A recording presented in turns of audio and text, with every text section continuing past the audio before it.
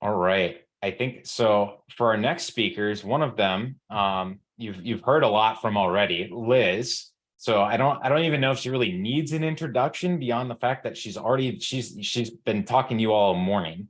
So I'll at least give Jason a little bit of an intro here. He's been the CIO/CISO of CSK, which is the biggest law firm in Florida, for over 7 years. And so you hear all these things, right, about CISOs that, every couple of years they cycle out. Jason is not only survived, he's thrived.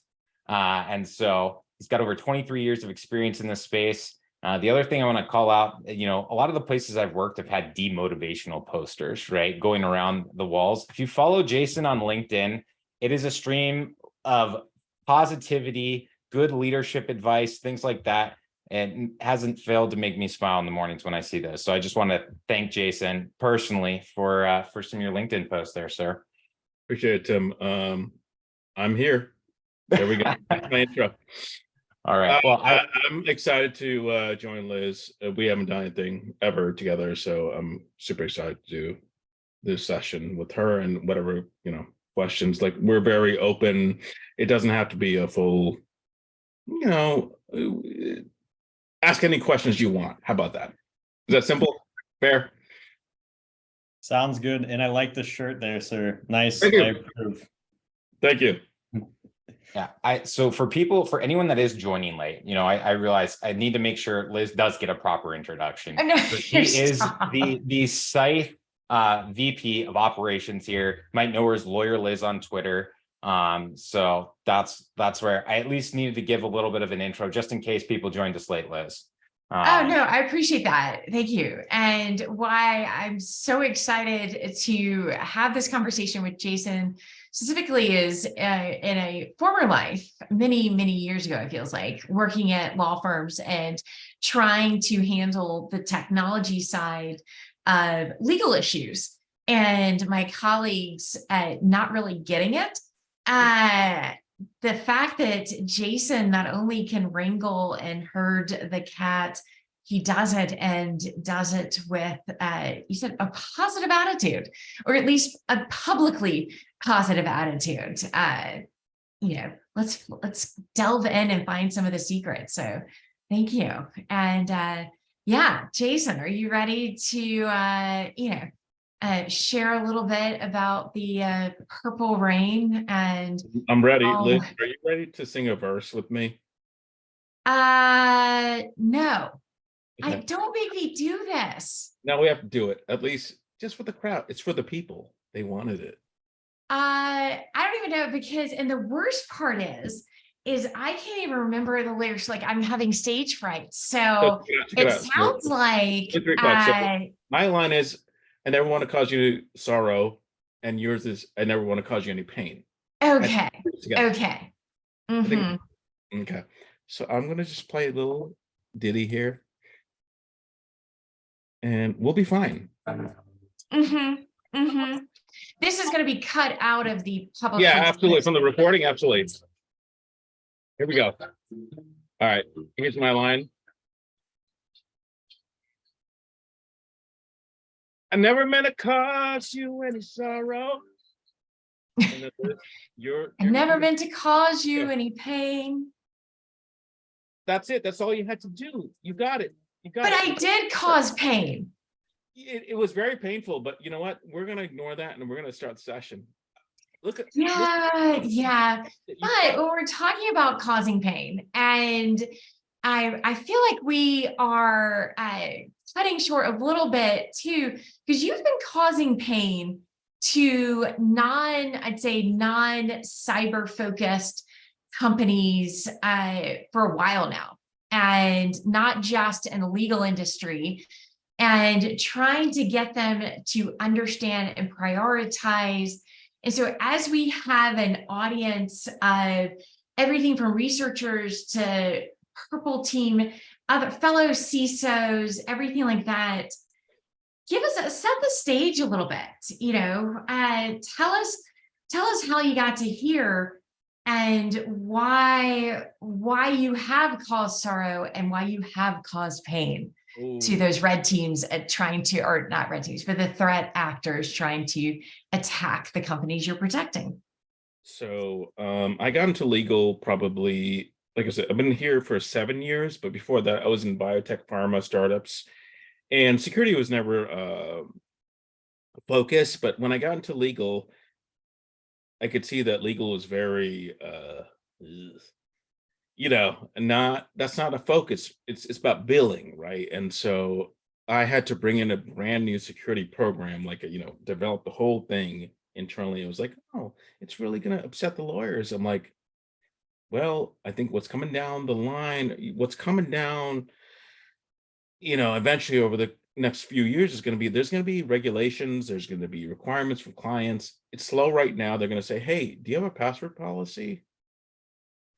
And do you use a firewall? That was the security questionnaires, like year one. It was like, do you use antivirus? Do you have a firewall? And do you have password policies? And that was it. But we knew it was going to be much more intense from that. And that's where I started. We had nothing in place. Everyone had admin rights. We had antivirus software, and that's about it. And passwords. There were passwords when you had to log on, I'm sure, because I always loved it when I would go and my colleagues would be like, please tell me your password. And they're like, oh yeah, no, I had to change it. So I just changed it to whatever season it is. And 2023, girl, exclamation. yes. Yep. And you think of what all the information that law firms have, or, be it any kind of company, and there's that big disconnect of, hey, yeah, no, we do provide, we do have information that people are looking to get at. So as you're building out and kind of realizing just the depth of the problems, what was kind of the first time you brought in that red team concept? I mean, yeah, red teams are nothing to F with. So here's what's funny about that is the initial everyone thinks that, or I mean, at least in our environment, in law firm environment, and it's probably every kind of environment like that. It's, hey, we're not famous. Nobody cares about us. So, no one's going to attack us because, we're not a big name kind of firm. So, and that was the argument that I had to kind of deal with. It's like, it's not, yeah, maybe right now they're going after big names, but they're going to go after everybody who is vulnerable. They don't care. They just want money. They just want to leverage the situation. And so that took a little bit of conversation with management and my boss and all of that. And because it's early, like this is still early on, 7 years ago, I said, I think it's going to go in a direction where everyone, eventually, it doesn't matter who you are. If I can just pick you off for a couple bucks, I'm going to do it. Yeah. Well, I mean, really, there's no place to hide when you've got the data, you've got the information. So what are some of the tools? I mean, you're having to come into this environment. You don't have an entire team internal to the company. I mean, it's not like one of the big financial institutions. No, we have 300 that people on our team. have. What are some of the tools that you turn to? Oh, Liz, no, I'm sorry. We have 300 people on our team, a security team. Yeah, absolutely. Yeah, for sure. Yeah, no. Absolutely. Yeah. Absolutely. It doesn't work like that. So I would say, so we have a external SOC that handles, alerts and all those kind of things. We have an internal, like, small security team that deals with the alerts if there's something we need to do on our end to handle those. But yeah, no, it's not realistic to say, hey, we have a blue team, red team, and all that, all internal. There's nothing wrong with your company if you can't do that.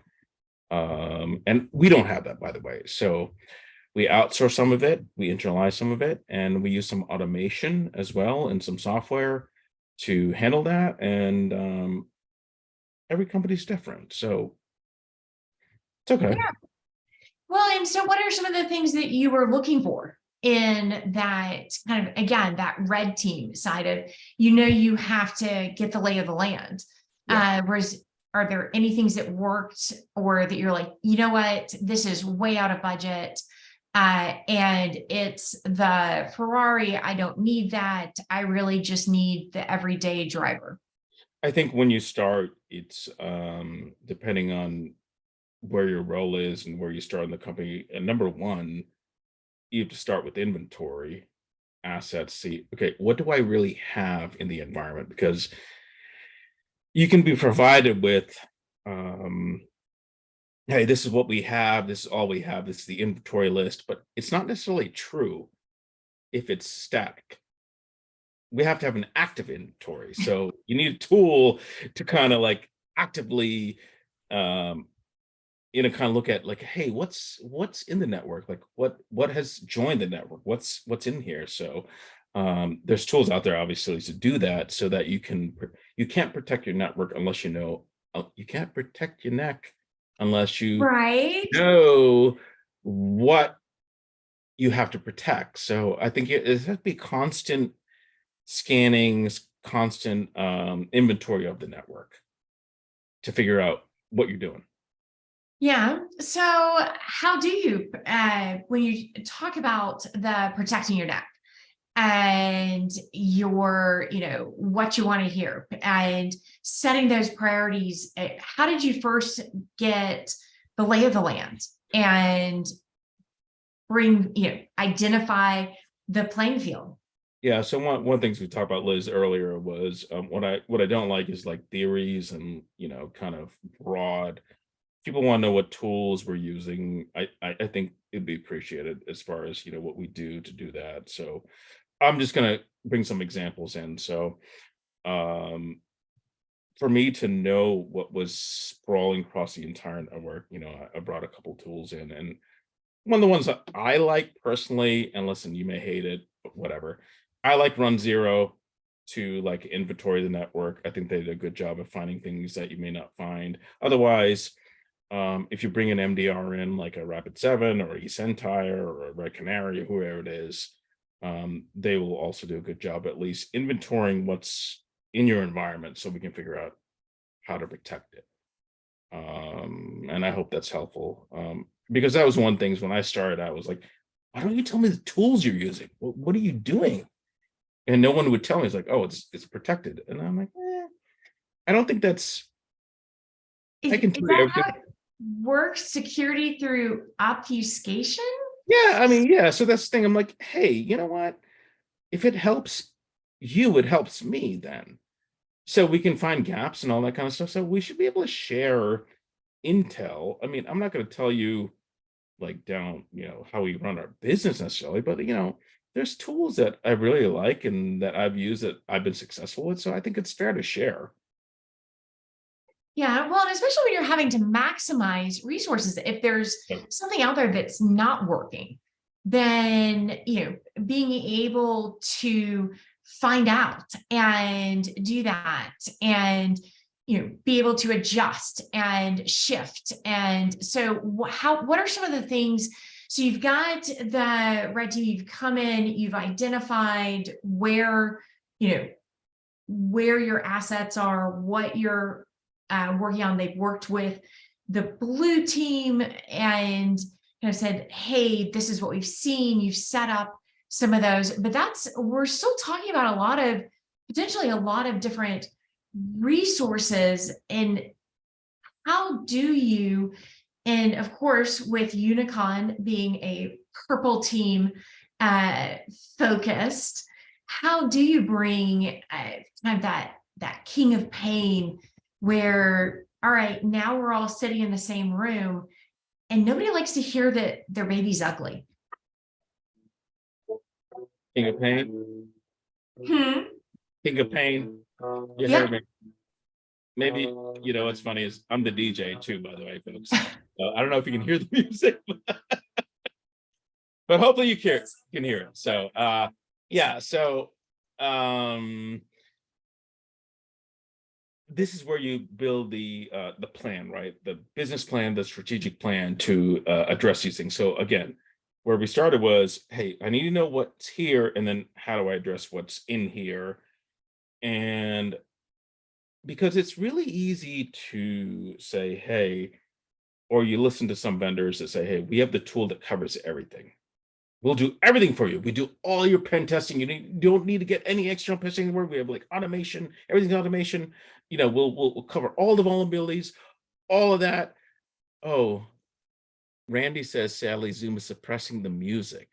Oh, that's so sad. I just think this means you need to sing more. Go on. Okay. All right. So that's why you couldn't hear the music earlier. Got it.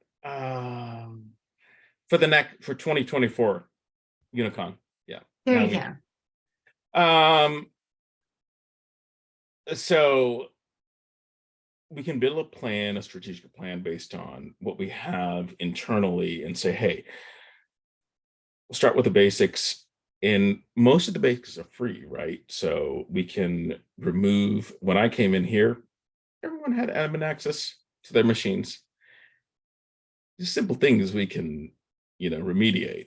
Everyone had registry access. We can get rid of that. Everyone had PowerShell access. We can get rid of that. We can lock these things down, tighten it up. And then we go with, okay, we start with the basic EDR solution. And then we do logging, MDR, whatever it is, Graylog, who it is, Rapid7. And then we work our way up. Everything doesn't have to happen overnight. But, when you're starting for nothing, and working your way up, I think it's a good step in the process. Yeah, well, and how do you, once you've started doing that, how do you make sure that everything's set up right? Because heavens forbid, that's a common thing is especially when I worked even with school districts on their IT stuff, we would have all these amazing resources that were still in the box on the shelf. We bought it and we didn't use it. Yeah. We didn't even open the box. Oh, still in the, no, I get it. Yeah. That's tough. Well, and so how do you, because I know, and talking about different things, but even we've worked with you at SCYTHE and doing that, like implementing some of those.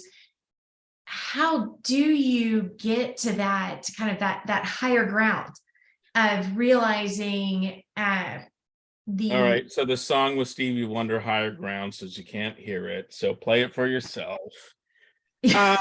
So we'll just start dropping the Spotify links into the chat. Yeah. I guess is the best way. I'll send my list. Yes, I'll send my list into the chat. We had it all planned out. So the first time I ran a purple team test was interesting because we had all these stacks and layers where it's like, or say, okay, CrowdStrike's gonna handle this, and we have this disabled, and we have this disabled, and then Rapid7's gonna call us when this happens, and this. And what was funny was we thought all of these things were going to happen as we went through the purple team testing, but what we discovered was stupid stuff like, oh, that was enabled, but it wasn't alerting us. so it simply got logged, but no one got alerted. And so I guess, what were some of the biggest things you realized kind of, I'd say broadly, from doing some of these exercises? Like expect the unexpected, but were there any particular like, oh, wow, who knew that was going to happen? Yeah, so it's really simple. So we had a lot of great tools, but they weren't configured properly to alert us or to let us know that we had a problem. But we assume so because we installed the tool. And if we install it, we assume it works. Oh, yeah, of course. Right. Everything works exactly as it's supposed to. It's going to work exactly like we thought it was from the sales. cycle from the beginning. It's like, okay, we install it, alerts and whatever, but like it was not perfect. It was, okay, here's the gap. It was, oh, we're trying to access the registry and we have an alert in place or something in place to say, hey, there was a local user trying to access the registry and it happened. But why did it happen? Because we screwed up the alert. So how quickly, when you're running those exercises, how quickly were you or are you able to kind of like, all right, almost on the fly? I mean, that's the whole point of the purple It's really team. on the fly. It's like a few minutes. We know right away. Yeah. But I mean, you think about the entire evolution of purple team testing. Previously, it would take, a couple weeks to get the report back, and then you have to dissect the report of the red team test. And just because there's a red team, I mean, a pen test is not necessarily a vulnerability assessment, is not It's very passive. Yeah, it's very passive in general, but we'll get alerts from the pen test, but it's not a collaboration. Like a team. So that's the issue. It's simply, hey, I'll get a call from this is funny conversation. Will be like, hey, we saw this happen. What's going on? But like, oh, we're running a pen test. So how long are you running it for? I'm like, well, I'm not going to tell you. Why would you think I would tell you how long we're running and what we're running it for? So I want you to be available and make sure you're picking up the alerts. So that's what sucks about a pen test is it's not collaborative. It's no one knows what's going on. It's simply, hey, I picked this up, I picked that up, and so let's talk about it. As opposed to a purple team test, which is brutal, by the way.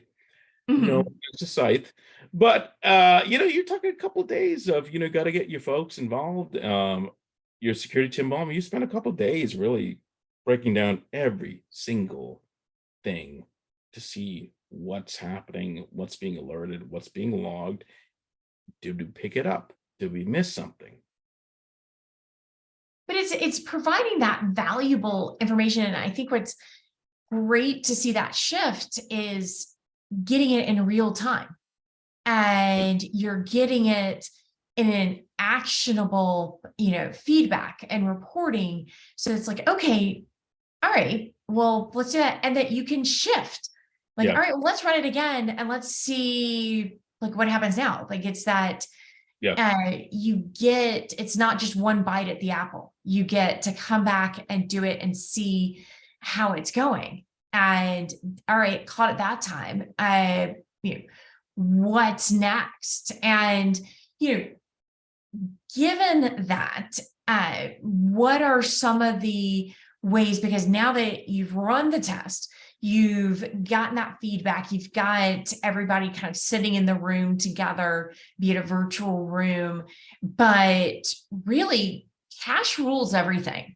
And if we're talking about, those lessons, those pieces that you've picked up, now how do you package that information and put it into context? I mean, that's something we've talked about, that like, how do you bring all that together to a board or a finance, a CFO to say, hey, I'm going to adjust my budget. And it's like, well, why? We need to hire more litigators. We don't need to hire more security. So one of the things I learned early on and that I tell colleagues and stuff is you cannot present anything technology wise or security wise as, hey, this is the problem, this is the solution. You have to understand how the business works from the ground up. So one of the conversations I had early on in my career was becoming, making a point to talk to my CFO, my controller, making time with CEO, like explain to me how the business runs from, beginning to end, the full life cycle of how we bring in business to how we make money, et cetera, et cetera. And so when you bring in these type of reports, you can't use a scare tactic or say, "No, we're going to get hacked," kind of thing. So it's more of, okay, our business, on average, this is how much we bring in per day. Mhm. Had a breach or something happened, this is the cost, or this is what we will lose day to day. An average breach costs X amount, to recover from. So what is our, what's our risk? What are we willing to risk here? So are we willing to spend X amount to prevent this amount? And usually the answer is always yes. In my experience is, Mhm. okay, no problem. No one wants to lose money, but you have to know how to explain how we're making money and why we're losing it, or we could Mhm. lose, as opposed to, hey, boogeyman, and then I need money. It doesn't work like that. You have to understand the business beginning to end. So who are the people that you mentioned the CFO, you mentioned, kind of who else do you talk to? What other allies do you build within the company to be able to, one, understand the business priorities, but also the financial priorities? So it's funny. It's like usually it's always like, oh well, CEO, CFO, COO, COO, everybody. But then remember, we don't always know how the day-to-day works. So you also have to have conversations with the staff, the legal assistants, the associates, the partners, and see how they conduct business and say, what would happen if you couldn't do X? Or how do you do X? And how do I help you do that better? So it's not always about the upper level, but you can go down to we'll call it the work class, to understand how they do business and bring it up to the C-level and say, hey, this is how the business conducts business. You're not doing cases, look, my CEO was he was a brilliant lawyer. He is well known in the state and whatever. He's not practicing law anymore. He's running a business, but so he doesn't know all the nuances of how this works. So I'll say, hey, this is how the lawyers conduct business here. This is the risk if something goes wrong. And so I package all that up and bring it in. And so how do you work within and kind of pushing it down to your team? So the blue team, your internal folks who are responding and protecting, to help them understand how to get that money. How do we protect it? How do we maximize our budget? How do you broach those conversations? Um, Or how do you frame the conversation? so everybody is not, obviously everyone on the team is not business minded or experienced. So you kind of have to take the technical conversations and figure out how you apply it to how it affects the business, right?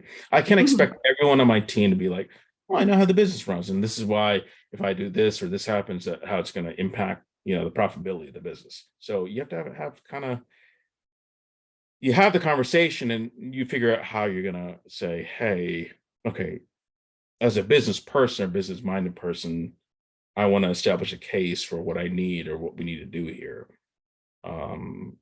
So they're not always going to have it. They won't. Mhm. But that's up to us. We have to have it to bring it up or bring So, it. right. Bring So the ruckus. Yeah. Yeah. absolutely. Absolutely.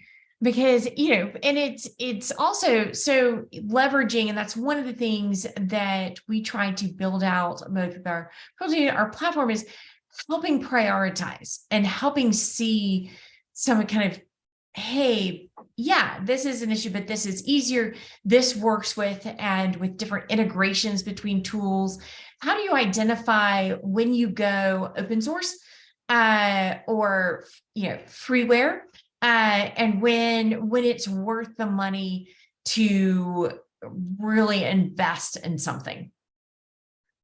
I think that, at least in my case, and I'll present two examples. So my case, when I started out here, we had zero security program. I mean, no budget for security. But it took me about a year and a half, maybe even 2 years, I would say, to establish a business case for it, because I still needed to learn how the law firm worked, how we conducted business, and how we did the whole life cycle. And also, I had to defend. At this point, now we all need cybersecurity insurance. They have Mhm. requirements. Clients are sending me audits all the time, once a month. And so you can use these things as a little bit of leverage too, to say, hey, Mhm. hey, you don't want like free EDR. We have to pay for one that they want. Cybersecurity insurance, the client requires it. So you're going to complain, or you're going to argue with me? You know, these are little Yeah. tricks of the Well, trade, I guess. well, it's maximizing the tools and resources you have. If you have information, and the information is that, hey, this business objective, this business priority are the clients. And if the clients are going to require that, or, we've seen several law firms get hit with different All the ransomware, time. malware, and just shut down and grind to a halt and say, hey, the insurance that will kick in to help some of this, hopefully, the coverage, they're going to require it. I mean, it's the industry is certainly, and I say the industry, the business environment is certainly moving towards that next episode. So, yeah, Liz, the funny thing about insurance is like, you have insurance coverage and you pay for it. But it's not like the insurers are going to be like, oh, you got breached. Here's a little check for $2 million because it happened. That doesn't happen. They're going to grind you. And if you lied about anything, if you did not have all your P's and Q's in place, and you said, we have MFA, and you missed it somewhere, or we have EDR, and you didn't have it somewhere, or hey, we have MDR. Oh, yeah, just kidding. It doesn't work like that. They're gonna grind you. They don't want to pay out. They never want to pay. Yeah, They're I gonna mean, of grind course not. It's that's No. not, again, it goes back to, cash money rules the world. Mhm. And for them, it's their business, and they want to keep it in. So when you're going through and prepping for some of those audits and other things, how do you find the blind spots? How do you figure out what you thought you had and you realize you didn't, Um, or that it's still on the shelf in its package? so obviously we need good threat intel. Number one, and whoever you're using for that. Number two, we have to have some basic tools in place. Again, I'm big on inventory management, scanning. Always know what's on your network. I think this should be a consistent thing. Always be scanning. Let's see what's Mhm. did something magical appear here? Like, what's going on here? Kind of Log like and continuous automated testing. yeah. Yeah. Yeah. So um and then it just kind of, I think you find the gaps. Remember, the purpose of testing and scanning and audits is not to check off a box, because trust me, I want to check off every box from every client who sends me an audit. Mhm. Oh, But if yes. they question something really closely, and they become so specific about some things now, they're like, hey, did you do a vulnerability test? I'm like, or a pen test? I'm like, yeah. And I send them one page of the first cover page, and then redact everything else. They're like, no, we're going to need to know what your vulnerabilities were and how you resolve, how you Mhm. care about. I'm like, oh, Whew. my bad. Yeah. Yeah, well, and it's kind of like, it's how do you avoid the bingo card Mhm. that we've had come up multiple different times. And I love, well, first of all, is there a shirt that says always be scanning? We need one. Yes, the answer is yes, we do. Wait, you have Mhm, mhm. But one of the other questions, and it really gets to kind of where we wanted to cover sort of next.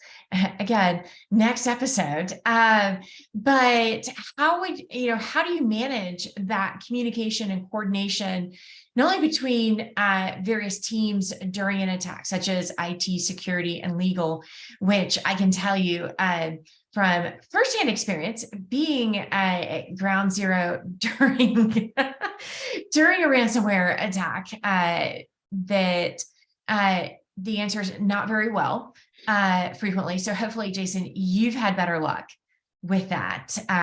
But when you have to shut down your networks, internal and external. That's a great plan. Great segue. So my first year at the law firm, I started in January of whatever. So do the math, 7 years ago. So I started in January, and I was like, man, this place is boring.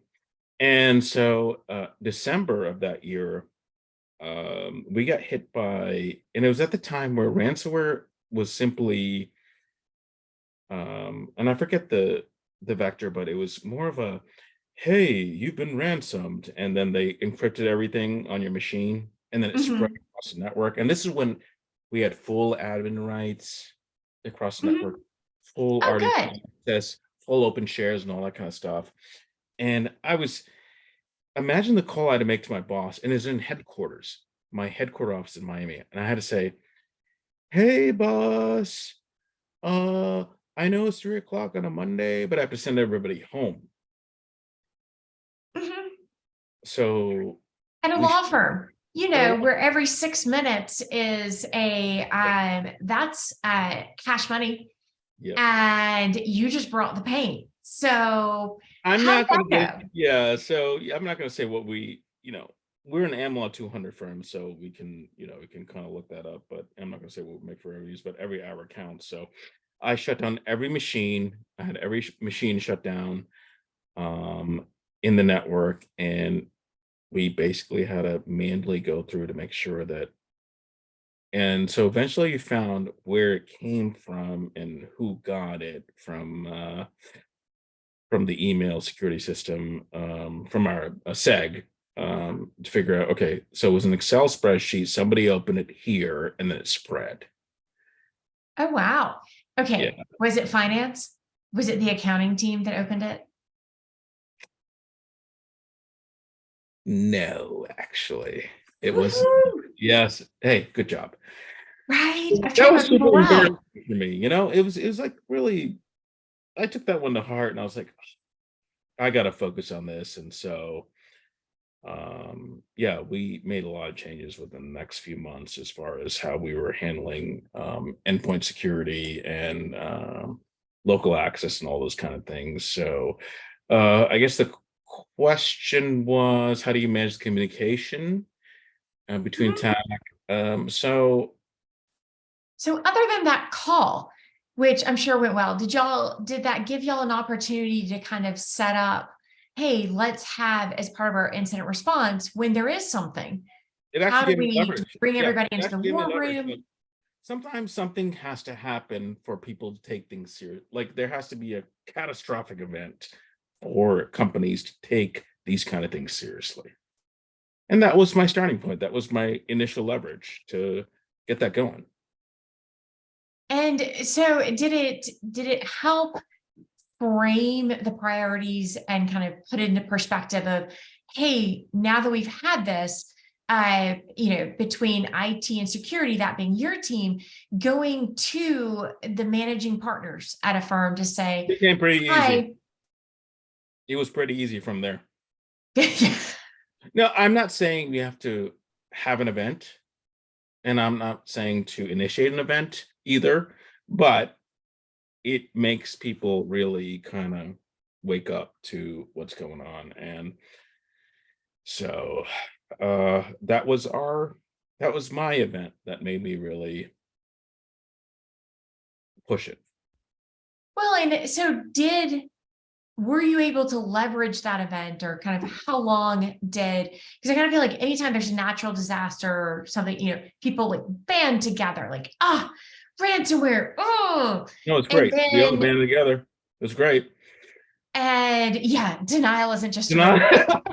like, no kidding. Like, everyone was like, oh, I mean, I swear, even in the scenario I went through, is like, everyone was like, yes, we all have to get our laptops wiped before we can reconnect back to the network. And then I saw a colleague taking a thumb drive from like between different machines. And I'm just sitting there going, well, kudos. You just reinfected everything. God bless America. So check it out. Yeah, so it's interesting. I'm watching the chat. So Chris Peacock, actually, it was WannaCry, SMB1 vulnerability. And then Greg said tabletop exercise. Yes, a tabletop exercise would really help you figure out like what this is going to look like in this kind of scenario. Because we didn't have a tabletop at the time. It was like, hey, this happened. And it was like, oh, that sucks, bro. Yeah. I mean, their version of tabletop exercises, I'm sure, were basically, oh, let's do a mock trial. We've got a case coming up. Let's run this and see how this plays in front of a jury, not, oh, but what happens when we can't access any of our technology, or we have to call the major client to say, hi, all of that information that you were supposed to keep, like, yeah, it's all out there now. We have most clients, we have a total maybe 72 hours to notify them. Max.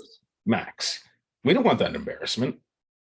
No, because there are a half dozen firms that would within seconds be like, oh, client, did your law firm fail you?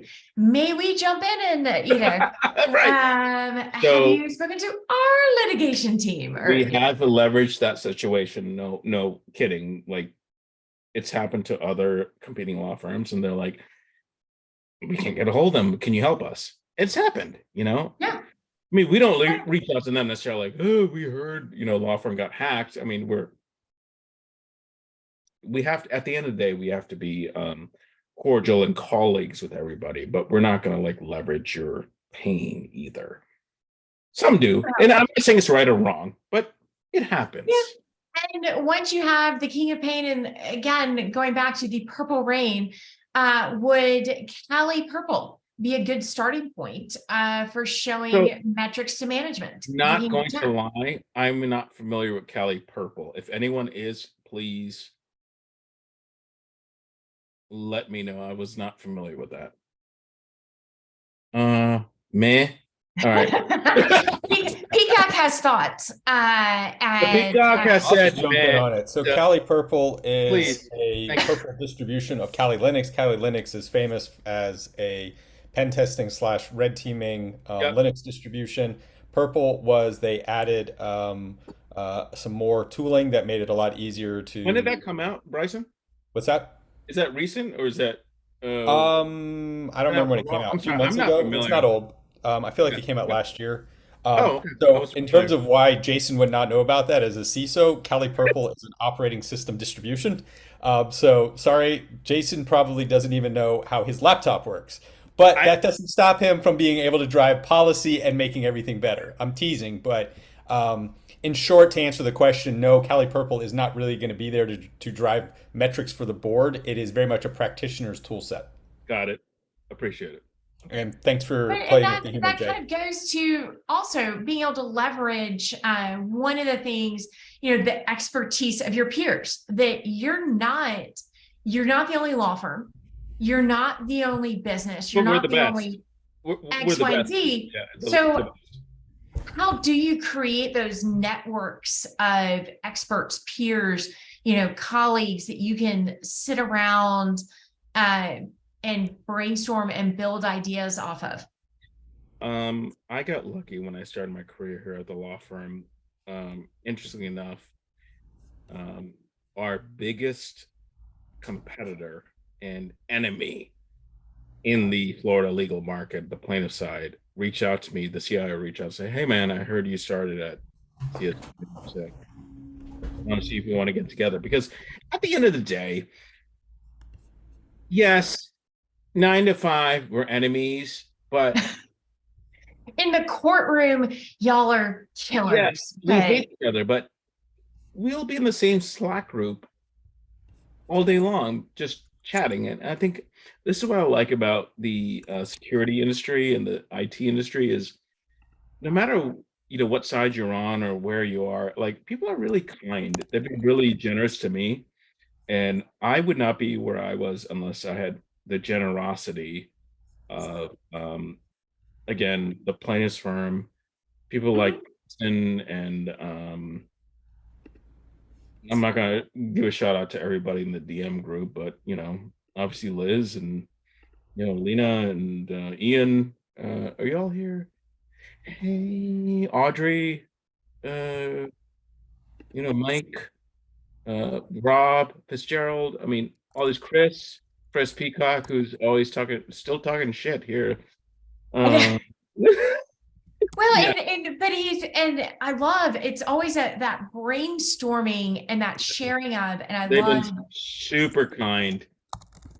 Like I would not be successful if they were not as generous. And so and Bryson has the loudest keyboard. That's all I'm gonna say. he's got an IBM keyboard, one of those big ass, buttons. Yeah. Thanks. But I mean, and it's you get resources like you can find through GitHub, and I know with SCYTHE we try to build. Bryce is saying I was on mute. Mhm. But we do try to share and put out resources, and doing stuff like UniCon. So can I just mention something really cool from the keynote this morning that was really helpful, Liz? Always. So check this out. So I did not know about Atomic Red Team from Red Canary. That was cool. That was super cool, Bryson. That one, I mean, it's pretty much you can Bryson can come back. You can explain it better. No, now he's left. We've Okay, bye. shamed him. We Yeah, so shamed the head I'm here. unicorn. I had to close the door because the dog barked. Sorry. I'm here. You Yeah. summoned That me. You one said was my so name. I'm cool. here. Yeah, that was so cool to learn about. I didn't realize that was there. Well, I dare I say that the SCYTHE research team, we do a lot of things. We are From aware that? of a lot of tools. We contribute to a lot of tools.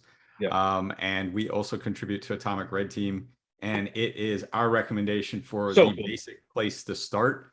And then from there you grow into SCYTHE. But it is where you begin your purple teaming process for folks who are like, I don't have a red team. Thanks, talking head expert, for your brilliant idea up there. I don't even know where to begin. It's also why George Rochias and Adam Ashinchi and I created the C2 matrix.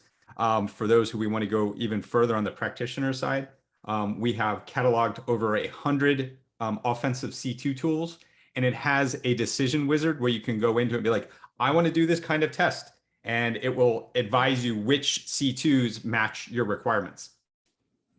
Oh, and then since we were talking about Kali Purple, we also collaborated with SANS and created a Linux distribution called SANS Slingshot, which is a free Kali distro, which has a number of those offensive C2 tools already installed, because installation for free tooling can sometimes be a little difficult. Thanks, Bryson. And I love, if you're not tracking in the chat, there's great resources that are getting kind of put in there, and even from Jason. Yeah, so else, I like it's this the MITRE attack navigator. So cool. Yeah. But you find out about this because you participate in community things. You find all these different resources and share. And people are, because it's kind of like, as Jason was noting, I mean, we're all fighting for the common goal of protecting the businesses, because being able to shut down one kind of vector keeps it from spreading and keeps it from going. And and I'm going to turn Tim, will SCYTHE have trial or student licenses near future training options? Because Tim can highlight between Tim, Chris, and even Bryson, some of the events coming up that we have. But one sec before you go, Liz, Tim, before you go. Okay, yeah. So check out the MITRE attack matrix. It's free, but watch a video on how to use it, because you're going to look at it and be like, dude, this is not helpful, but you can just check it out. And then you can use the Red Canary tools from Atomic Red, whatever, to make that Atomic happen. Red Team by Red Canary. Atomic Red Team, yes. So use those two together. They're so cool. And then student license, I think, yeah, Tim, I can't offer you a student license, but maybe Tim can. Yeah. Well, and it's funny, those tools, because the joke was the first time when I first started at SCYTHE, and getting asked, oh, what'd you do today? I'm like, oh, I created an entire malware campaign that did this, and this. It was like, what? I'm like, oh yeah, no, I just was learning how to use the SCYTHE tool or the platform. It's like so easy, even this lawyer can do it. So just so you know, it's there are tools so easy that even the lawyer's CISO can do it. 100%. There you go. I think one of the coolest things to me is just throughout all the speakers and all of the backgrounds of everyone today, they're all very different. That's something that I think people tend to get hung up on, is like, they're like, oh, what did this person do or this person do to learn? And everyone's path in information security tends to be very different, right? The resources that speak to you, the things that work, like that's what's kind of neat about having all of these different ones to work from, is that regardless of where you are in your journey, whether it's purple teaming or career, they've got a lot. There's a lot of different things there. I mean, I haven't even seen all of these things that are getting dumped in the chat, so I've got lots of tools to check out later on. As far as student or trial licenses, I think that is not something that right now, just to be completely honest, that's a little of a downer, so sorry. But we do, let's talk training, right? So we do have a lot of times we do a monthly purple team workshop that tends to be free. That's where, and those concepts can be taken and applied to pretty much any sort of security training, security controls testing. And so it does put you in an environment. I think Chris Peacock earlier linked a couple of things with like attack range and stuff like that. So the things are, that's where if you've got some time and energy to go and investigate some of these things, those you can set up. That's become the new thing. At least I've seen with some trainings, right? Is bring your own credit card because people will host things up in your cloud instance. And so then you get and feel like a business when you forget about, an AWS bill, and then, it balloons a little bit, hopefully not too bad. But those are the things that, I think especially what Bryson mentioned about the slingshot and C2 matrix, there's tons of different options there to look for. So for students and people that are trying to understand more, and you're like, hey, this is something I'm interested in, but maybe don't have the budget to look at a tool like SCYTHE, that's something that you can absolutely go check those out. But if this is your first time ever dealing with open source stuff, you will learn really quickly that there's not always the instructions that you want. That's reality. That's most tools and things. And also, when you are contributing to open source tools, it tends to be something that takes extra time. You got to go write good instructions. And so just to tackle a couple of those different questions people asked. I see we've got Randy's submitting some custom shirt designs. Now I got to check this out. Always be scanning. Love it. But yeah, that's, I think, any other questions? I mean, Liz, Jason, thanks so much for all of your expertise, of course, and providing, I think, sort of a really different perspective, right, from our previous talk that really dives down into here's how to bypass EDRs. And then it's like, here's how to manage like policies of an entire organization and take in all these stakeholders that a lot of times when we're looking at specific controls and stuff, that's a a very, you know, looking at a single tree in the forest. So I just want to say, like, that's Hey, awesome. Tim Bryson. So I'll look. I know I appreciate the student trial question and trial questions. How about this? You want to sit through my next purple team? I'll offer one person to do that. One company. Is that fair? I don't know how we determine this. I I'm don't know. gonna say, is this gonna be a lottery? Like, what's the? I mean, I don't know. How do we do it? Yeah, how do we choose? I don't know. How did you do the Scythe game? How do we do the what? Scythe game. The The board game. Oh, so we've been collecting out of the Q&A of registered attendees. And at the end, Tim and Chris are going to oversee a prize wheel that will randomly select a Okay, winner so for the site you game. got to get Q&As in before 4, right? When's the next session? Right, it's 2 minutes ago. congratulations, over. Jason. So how do we You're fix in the this? second session. Yeah. Jason, we're gonna We'll brainstorm. figure it out, Jason. We got Okay, it. cool. No, I'm happy to open up my That's a really environment generous offer. to whoever wants to see how this works, and I'll do that because this community has been so kind to me. No, That's we awesome. appreciate Well, you. thank you, Jason, too, for sharing your insights and, you know, really kind of bringing us to that higher ground. We'll reach it. Yeah, that's all we can do. Apparently, Zoom doesn't play music, so That's next year, Jason. We'll make sure that you can have the soundtrack and set the Spotify playlist in the background. I've watched a few talks in the past where somebody did have a PowerPoint synced up with an audio system, and they had it was a performance. It was very impressive. fabulous. Goals. We got this next year, Jason. Yeah. That's my expectation. Just putting it out there a year early, you know, that's have a set and everything. Okay. Super Yeah. fun, guys. Thank you. Yeah, no, thank you. No, that's you know, it's always fun to get all of the different folks that we get to just talk to and work with. Obviously, everyone. I mean, Jason, if you can tell, you know, from the time here, is awesome, and so it's always super fun to work with, and super excited that we got to have him share some of his knowledge and positivity. Like I said, follow that man on LinkedIn. If you need some positive insights. So it's good. I think it's almost every day. Like, he's impressive. You know, if you look at Bryson's Twitter feed or Chris's Twitter feed on here, those are the ones that are, you know, keeping that social media grind up on Twitter. Jason does it on LinkedIn. So anyway,